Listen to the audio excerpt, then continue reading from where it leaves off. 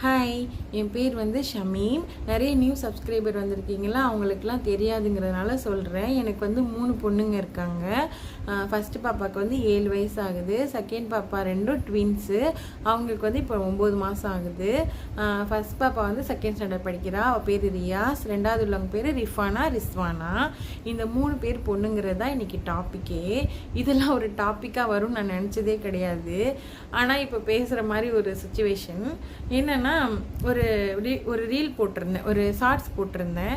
அதில் வந்து என்னோடய டெலிவரி வீடியோவை ஒரு ஷார்ட்ஸாக போட்டிருந்தேன். அதுக்கு கீழே வந்து கமெண்ட்ஸ் வந்திருந்தது, 3மே பொண்ணான்னு எல்லாருமே கேட்பாங்களே, எப்படி சிஸ்டர் சமாளிக்கிறீங்க அப்படின்னு. அப்போ நான் வந்து அதுக்கு கீழேயே கமெண்ட் பண்ணியிருந்தேன், என்னை யாரும் அப்படி கேட்கலங்க. என் ரிலேட்டிவ், என் ஃபேமிலி மெம்பர்ஸு, என் ஃப்ரெண்ட்ஸ் யாரும் என்னை அப்படி கேட்க மாட்டாங்க. ஏன்னா நான் எவ்வளோ ஹாப்பியாக அவங்க என் குழந்தைங்க கூட இருந்துகிட்ருக்கேன்னு அவங்களுக்கு தெரியும், அதனால் அவங்க கேட்க மாட்டாங்க. ஆனால் வெளி ஆளுங்க வந்து எப்போவாது பார்ப்போம்ல, அந்த கடைக்கெல்லாம் போகிறப்போ, ஸ்கூல்லேருந்து கூப்பிட போகிறப்போ, இந்த மாதிரிலாம் கேட்குறப்ப கேட்பாங்க. அது ஆனால் என்னை அவ்வளோ ஹேட் பண்ணாது அப்படிங்கிற மாதிரியே சொல்லியிருந்தேன். அதுக்கப்புறம் மறுபடியும் அந்த கமெண்ட்டுக்கு கீழே நிறைய கமெண்ட், என்னையும் இப்படி கேட்பாங்க, என்னையும் இப்படி கேட்பாங்க. என் ஹஸ்பண்ட் வந்து நமக்கு வாரிசு இல்லைன்னு சொல்லி ஃபீல் பண்ணுறாரு. என் மாமியார் வந்து இப்படி எனக்கு வம்சம் இல்லை அப்படி சொல்லி ஃபீல் பண்ணுறாங்க. அந்த மாதிரிலாம் சொல்லி எனக்கு அது ரொம்ப ஹெல்ப்ஃபுல்லாக இருக்குது. போஸ்ட்மார்ட்டம் டிப்ரெஷனை விட இப்படி என்னை எல்லோரும் கேட்குறது தான் எனக்கு ரொம்ப டிப்ரெஷனாக இருக்குது. 2மே பொண்ணா அப்படின்னு கேட்குறாங்க சிஸ்டர், அதுதான் எனக்கு ரொம்ப டிப்ரெஷனாக இருக்குது. அந்த மாதிரிலாம் அனுப்பியிருந்தாங்களா. அப்போது நான் வந்து அதை ஒரு ஷார்ட்ஸாக போட்டேன். நீங்கள் இதுக்கெல்லாம் வந்து ஃபீல் பண்ணாதீங்க, இந்த மாதிரி கேட்குறவங்களுக்கு வந்து நீங்களே பதில் சொல்லிடுங்க நேரடியாக. ஏன்னா நம்மளோட உண்மையாகவே நமக்கு நல்லது நினைக்கிறவங்க என்ன கேள்வியை நம்மகிட்ட கேட்டால் நம்ம கஷ்டப்படுவோம், என்ன கேள்வி நம்மகிட்ட கேட்டால் நம்ம ஹர்ட் ஆகுமோ அந்த கொஸ்டின் நம்மகிட்ட கேட்க மாட்டாங்க. யார் நம்மளை ஹேட் பண்ணுவாங்களோ அவங்களுக்கு நம்ம மேலே அக்கறை இல்லைன்னு தானே அர்த்தம். அப்போ நம்ம மேலே அக்கறை இல்லை, நம்ம ஹேட் ஆகணுங்கிறது கேட்குறங்கன்னா அவங்க நம்ம லைஃப்க்கு தேவையே இல்லைல்ல. நீங்கள் நேரடியாக அவங்கக்கிட்ட மூஞ்சில் அடித்த மாதிரியே சொல்லிவிடுங்க. நான் தானே வளர்க்க போகிறேன், உனக்கு என்ன, இல்லை உங்களுக்கு என்ன, உங்கள் வேலையை நீங்கள் பாருங்கள் அப்படின்னு சொல்லிவிடுங்க. அந்த மாதிரி சொல்லியிருந்தேன். அப்போது அந்த வீடியோக்குள்ளேயே நிறைய கமெண்ட்ஸ் வந்தது. என்னென்னா, என்னோடய ஹஸ்பண்டே என்ன அப்படி கேட்குறாங்க, நமக்கு வாரிசு இல்லைன்னு கேட்குறாங்க, என் மாமியாரே கேட்குறாங்க, அப்போ நான் அவங்களுக்கு என்ன பதில் சொல்லட்டும், அவங்கள்ட்ட நான் இப்படி பேச முடியாதுல்ல அப்படி சொன்னாங்க. ஆமாம், நம்மளால் பேச முடியாதுதான். ஆனால் எனக்கு அந்த வீடியோக்குள்ளே நிறைய கமெண்ட்ஸு, என்னை இப்படி தான் கேட்பாங்க, என்னை இப்படி தான் முதல்ல விட இப்போ ரொம்ப ஜாஸ்தியாக கமெண்ட்ஸு, எனக்கு இப்படி தான், எனக்கு இப்படி தான், எனக்கு இப்படி தான். எனக்கு ரொம்ப ஆச்சரியமாயிடுச்சு. என்ன இந்த காலத்தில் கூட இப்படிலாம் கேட்டு கவலை வர வைக்கிறாங்களா, கஷ்டப்படுத்துகிறாங்களான்னு ரொம்ப ஆச்சரியமாயிடுச்சு. ஏன்னா எங்கள் வீட்டில் அப்படி கிடையாது, எனக்கு அப்படி நடக்கலை. அதனால் எனக்கு இது ரொம்ப ஆச்சரியமாக இருந்தது. என்னென்னா, நான் ப்ரெக்னெண்ட்டாக இருக்கும்போதே என் ஹஸ்பண்ட் சொல்லிட்டாங்க, நமக்கு செகண்டும் 2மே கேர்ள் தான் பிறக்கும்னு எனக்கு ரொம்ப தோணுது. ஏன்னா அவங்களுக்கு என்ன தோணுச்சுனாலும் அது அப்படியே தான் நடக்கும். அதனால் அவங்க அப்படி சொல்லிட்டு இருந்தாங்க. ஆனால் வந்து என் அம்மாவுக்கு, என் மாமியாருக்கெலாம் ஒரு ஆசை இருந்தது, எனக்கு கூட அந்த ஆசை இருந்தது, ஒரு பொண்ணு ஒரு பையனாக இருக்கணும் அப்படின்னு. ஆனால் அந்த ஆசை வந்து எப்போ வரைக்கும் இருந்ததுன்னா, அந்த ஆப்ரேஷன் பண்ணி 2 பாப்பாவும் எடுத்து நம்மக்கிட்ட காட்டுவாங்கல்ல, அந்த காட்டுற அந்த செகண்ட் வரைக்கும் தான் அந்த ஆசை இருந்தது, நமக்கு ஒரு பையன் இருக்கணும் அப்படின்னு ஆசை இருந்தது. ஆனால் அதுக்கப்புறம் என் குழந்தைங்கள நான் எப்போ என் கையில் வாங்கினேனோ அப்போ இருந்து எனக்கு நான் அந்த மாதிரி நினைக்கவே இல்லை. நான் வந்து கிரேட்ஃபுல்லாக இருக்கேன். எனக்கு என்ன நடந்ததோ அதை நினச்சி நான் பிளெஸ்டாக ஃபீல் பண்ணுறேன். நான் கிரேட்ஃபுல்லாக இருக்கேன். என் வீட்டில் இருக்கிறவங்களும் அப்படி தான் இருக்காங்க. ஏன்னா என் அம்மாவுக்கு நான் மட்டும்தான் இருக்கேன். என் அக்கா இருந்தாங்க, இறந்து போயிட்டாங்க. இப்போ வந்து என் அக்கா ஒரு ஆள் போன இடத்துல இப்போ 3 பொண்ணுங்க கிடச்சிருக்காங்க. எங்கள் அம்மாவுக்கு 3 பேத்திங்க கிடச்சிருக்காங்க. அப்போ அவங்க வந்து ரொம்ப ரொம்ப அதுக்காக வந்து நம்மக்கிட்டேருந்து ஒன்று போச்சு, அதுக்கு பதிலாக 3 வந்துடுச்சு அப்படின்னு அவங்க நினச்சி அவங்க சந்தோஷப்படுறாங்க. என் மாமியார் பிறந்து என் குழந்தைங்கள அவங்க கையில் கொடுக்குற வரைக்கும் மட்டும்தான் பையன் சொல்லிட்டு இருந்தாங்க. அதுக்கப்புறமா அவங்க அதை நினச்சி ஃபீல் பண்ணுறாங்களா என்னென்னு எனக்கு தெரில. எனக்கு முன்னாடி அந்த மாதிரி ஃபீல் பண்ணதில்லை. இப்போ வீடியோ கால்லாம் பண்ணால் என் சாமி, என் தங்கம், சாமின்னு தான் கூப்பிடவே செய்வாங்க என் பிள்ளைங்கள. அவங்க வந்து லட்டு சாமி, என் குட்டு சாமி, என் செல்ல பேத்தி என்ன பண்ணுது, அவங்க ரியா அப்படி தான் சொல்லுவாங்க. அப்படியெல்லாம் தான் பேசுவாங்க. என் மாமனார் அப்படி தான், என் நாத்தனார் அப்படி தான், என் ஹஸ்பண்ட்க்கு 3 பேர் தான் உயிர். அதனால் வந்து எங்கள் வீட்டில் வந்து ஃபுல்லாகவே அக்செப்ட் இந்த 3 பொண்ணுங்க அப்படிங்கிறத ஒரு பெரிய விஷயமா எடுத்துக்கலையா. அதனால் எனக்கு இந்த மாதிரி கமெண்ட்ஸ்லாம் வரப்போ, இன்னும் கூட இப்படி நடக்குதா, இன்னும் கூட இப்படிலாம் கேட்குறாங்களா, ஹஸ்பண்டே இப்படி கேட்டால் அப்போ அந்த ஒய்ஃப் என்ன பண்ணுவாங்க, வாரிசு இல்லையான்னு கேட்டால் என்ன பண்ணுவாங்க, ஏன் பொண்ணு என்ன வாரிசு இல்லையா, ஏன் என்ன இப்போது பையனாக இருந்தாலும் படிக்க வைக்கணும், அதே ஃபீஸ் தான் கட்டணும். பொண்ணாக இருந்தாலும் படிக்க வைக்கணும், அதே ஃபீஸ் தான் கட்டணும். இதில் என்ன எல்லாருக்குமே இவங்களுக்கும் டாய்ஸ் வாங்கி கொடுக்கணும், இவங்களுக்கும் டாய்ஸ் வாங்கி கொடுக்கணும். என்ன சேஞ்சஸ் எனக்கு புரியல, அதுதான் எனக்கு ஆச்சரியமாக இருக்குது.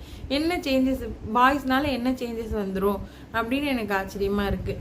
சொல்லப்போனால் இப்போ 2 பசங்க 2 பொண்ணாக இருந்தவங்கன்னு வச்சுக்கோங்களேன், கடைசி வரைக்கும் அதுங்க ஒன்றாவே இருக்கும். பையன் பிறந்தான்னா எப்படி இருந்தாலும் அவங்க ஒய்ஃப் வந்தோடனே போயிடுவான். பையங்களை தப்பாக சொல்லலை, அந்த பையனை கூட்டிகிட்டு போகிறது ஒரு பொண்ணு தான். இந்த பொண்ணுங்க கூட்டிகிட்டு வந்து வச்சுக்குதுங்கல்ல, அதனால அதுங்க ஒன்றாவே இருக்குங்க. அக்கா தங்கச்சி பசங்களை பார்க்குங்க, அக்கா தங்கச்சி பசங்க மேலே ஒன்றா இருக்குங்க. அக்காவுக்கு ஒன்றுனா வந்து நிற்குங்க, தங்கச்சிக்கு ஒன்றுனா இது போய் பார்க்கும். அதெல்லாம் பார்க்குறதுக்கு அழகாக இருக்கும். ஆனால் ஏன் இதை ஃப்யூச்சரை பற்றி யோசிக்காமல் ஏன் இப்போயே நமக்கு வாரிசு இல்லைன்னு நினச்சி கவலைப்படுறாங்கன்னு தெரில.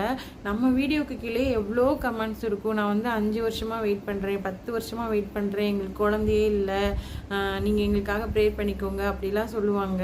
2025 நான் இதே மூமெண்ட்காக காத்துட்ருக்கேன். இன்றைக்கி கூட இப்போ கூட கொஞ்ச நேரத்துக்கு முன்னாடி அந்த மாதிரி 2025 நான் வந்து இதுக்காக காத்துட்ருக்கேன் அப்படிலாம் கமெண்ட் வருது. அப்படிலாம் பட்டவங்களுக்கு அவ்வளோ குழந்தை வேணுங்கிறவங்களுக்கு மத்தியில் நமக்கு வந்து ஈஸியாக அழகான லட்டு மாதிரி குழந்தைங்க வந்து கிடச்சிருக்கு. அதுக்காக நம்ம கிரேட்ஃபுல்லாக இருக்கணும், பிளெஸ்டாக ஃபீல் பண்ணணும். நம்ம ஏன் கவலைப்படணும்? அப்படி கேட்டாங்கனாலும் நீங்கள் வந்து அதை நினச்சி கவலைப்படாதீங்க. நம்ம பசங்க வளர்ந்ததுக்கப்புறம் இந்த மாதிரிலாம் யாரெல்லாம் கேட்குறாங்களோ அவங்களுக்குலாம் அவங்களே பதில் சொல்லுவாங்க, நம்ம பதில் சொல்ல தேவை. இந்த மாதிரி கேள்வியெல்லாம் கேட்குறவங்களுக்கு நம்ம பிள்ளைங்களே வளர்ந்து வந்து செம்மையாக பதில் சொல்லுவாங்க. அதுக்கு நம்ம என்ன பண்ணணும்னா அவங்கள செம்மையாக வளர்த்துடணும், நல்லா படிக்க வைக்கணும். அவங்க என்ன நினைக்கிறாங்களோ என்ன விரும்புகிறாங்களோ அதை நம்ம படிக்க வைக்கணும். அவங்கள நல்லா படிக்க வச்சிட்டாலே போதுங்க. மற்றதெல்லாம் அவங்களுக்கு தேவையானதை அவங்களே பார்த்துப்பாங்க. நம்ம வேறு எதுவும் அவங்களுக்கு செய்ய தேவையில்லை. பையனாக இருந்தாலும் நம்ம அதானே செய்ய போகிறோம், படிக்க தான் வைக்க போகிறோம். வேறு என்ன செய்ய போகிறோம்? அவன் என்ன நம்மளை தலையில் தூக்கி வச்சுட்டு ஆடவா போகிறான்? அவன் படிக்க போகிறான். இப்போல்லாம் பிள்ளைங்க எங்கே பேரண்ட்ஸ் நம்மளே நம்ம பேரண்ட்ஸ் கூட இருக்கிறது இல்லை. இப்போ நம்ம பிள்ளைங்க மட்டும் எப்படி நம்ம கூட வந்து இருக்குங்கன்னு நம்ம ஏன் நினைக்கணும்? அதெல்லாம் நல்லா சூப்பராக வந்துடுவாங்க நம்ம குழந்தைங்க. அதெல்லாம் நினச்சி நீங்கள் கவலையே படாதீங்க. இப்போ நம்ம அவங்க கூட ஒரு டைம் ஸ்பெண்ட் பண்ணுறோம்ல, அந்த டைம் வந்து திருப்பி நமக்கு லைஃப்பில் நமக்கு கிடைக்கவே கிடைக்காது. அதனால் இந்த மூமெண்ட்டை இப்போ அவங்களோட ஏஜ் இருக்குல்ல, இந்த ஏஜை நீங்கள் சந்தோஷமாக வாழுங்க. அவங்களுக்கு கூட ஜாலியாக இருங்க, ஹாப்பியாக இருங்க. சேம் டைம் வந்து அவங்கள சேஃபாக பார்த்துக்கோங்க. சேஃப்டிங்கிறது ரொம்ப முக்கியம். குட் டச் பேட் டச்லாம் சொல்லி கொடுத்துருங்க, சின்ன வயசுலேயே சொல்லி கொடுத்துருங்க. நான் ரியாவுக்கு ஒரு 2.5 இயர்ஸ்லேயே அதெல்லாம் சொல்லிட்டேன், இங்கே தொடக்கூடாது அதெல்லாம்.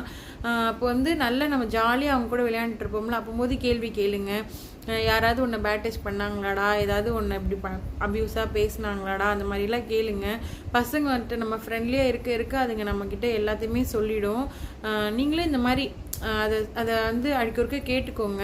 அடிக்கொருக்க இல்லை, நம்ம அவங்க கூட எப்போ ஜாலியாக இருக்கும் ஒரு மாதிரி இருக்கிறப்போ அந்த கேள்வி கேட்டுருங்க. யாராவது ஒன்று பேட் டச் பண்ணாங்களா அப்படி கேளுங்க, அதுங்க அழகாக பதில் சொல்லிடுங்க.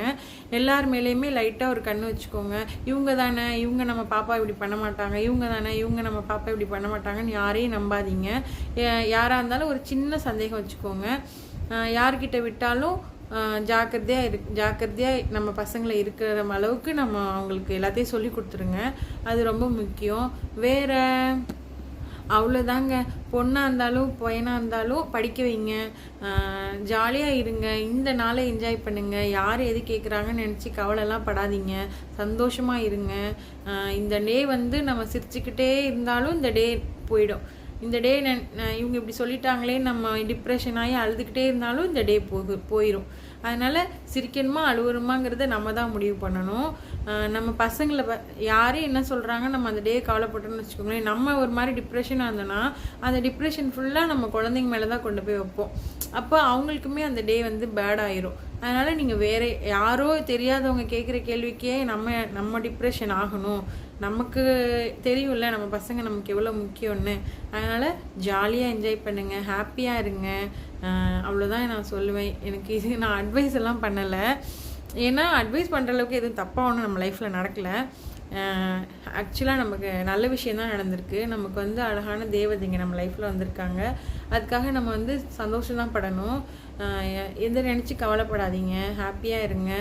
அப்பா அப்படி கேட்குறாங்கன்னா, பிள்ளைங்களோட அப்பாவே அப்படி கேட்குறாங்கன்னா அவங்க வளர அவங்களுக்கே புரிஞ்சிடும், நம்ம இந்த பிள்ளைங்களை போய் நம்ம இப்படி கேட்டோம் அப்படிங்கிற அளவுக்கு அவங்களே வந்துடுவாங்க. மாமியார் நாத்தனார்லாம் கேட்குற கேள்வியெல்லாம் கண்டுக்காதீங்க, டீலில் விட்டுருங்க. அவ்வளோதான், வேறு ஒன்றும் கிடையாது. ஹாப்பியாக இருங்க. இந்த மாதிரி கேள்வி கேட்குறாங்கல்ல, இவங்களுக்கு என்ன பதில் சொல்லலாம் அப்படிங்கிறத கமெண்ட்ஸில் சொல்லுங்கள். அப்போ வந்து நிறைய பேருக்கு ஹெல்ப்ஃபுல்லாக இருக்கும். ஏன்னா நிறைய பேர் வந்து இந்த பிரச்சனையை டீல் பண்ணிருக்காங்கல்ல, அவங்களாம் வந்து அவங்கள கேள்வி கேட்குறவங்களுக்கு நீங்கள் சொல்கிற கமெண்ட்டை போய் சொல்லுவாங்க. அதனால் நீங்கள் கமெண்ட் பண்ணுங்கள், இந்த பதில் சொல்லுங்கள் அப்படின்னு சொல்லிட்டு. அப்புறமா இந்த வீடியோ பிடிச்சிருந்தா லைக் பண்ணுங்கள், ஷேர் பண்ணுங்கள், எங்கள் சேனல் சப்ஸ்கிரைப் பண்ணிக்கோங்க. தேங்க்யூ.